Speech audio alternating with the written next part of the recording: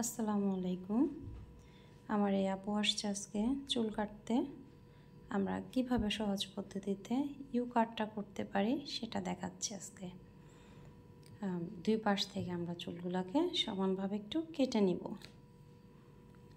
সমানভাবে কাটার পরে যাতে আমাদের দুই পাশের কাটটা যাতে সমান হয়, আমরা সমানটা যাতে বুঝতে পারি ওভাবে সুন্দর করে আমরা ইউ কাটের শেপটা নিয়ে নিচ্ছি।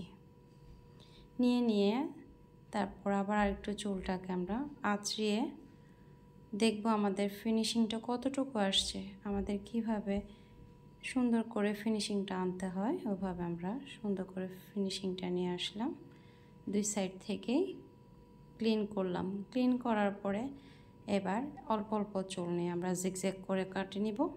কাটার পরেই আমাদের চুলের কাটিংটা শেষ করব। ওকে, থ্যাংক ইউ।